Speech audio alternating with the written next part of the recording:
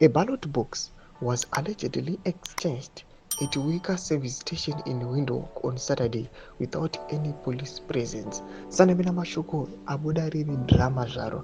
Vanhu vauya vakanyatsotaura mashoko ekuti vakomanaka aiwa vanhu simba vanorida kunyange vachembera zvavo zvinyanzokuzivikanwa nevanhu vese kuti ava vanhu vachembera vane makore around 34 vangori on to power but havadi kusiya chigaro. Sanamira mashoko aiwa neevidence inobudidzwa panapa.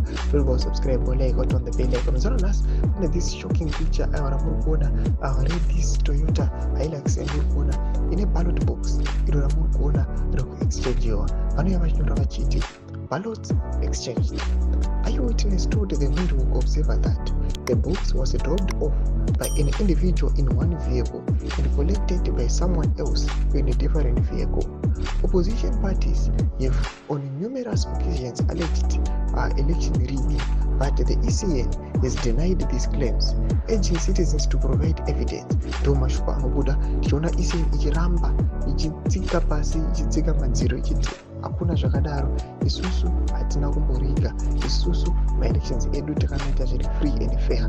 But takuona footage yakubuda iyi muchiona ballot box yamunoona iro riri that Toyota Hilux yavari kubuda vachiti vakomana evidence tinayo yekuti makachinja the ballot box, nyange zvenyu muchiramba vakomana kubva paZimbabwe vakauya vakabika matatsi zvichitiko zvatiri kuona kuti zvinhu zvakungobuda zvinzi nemusi Saturday vakomana ava vanoziva zvavakaita. Tudze mafunguro enyu muri kudii pamusoro pechiitiko ichi? Vapinda comment section medu tudze mafunguro enyu, so subscribe or like channel, turn on the bell icon.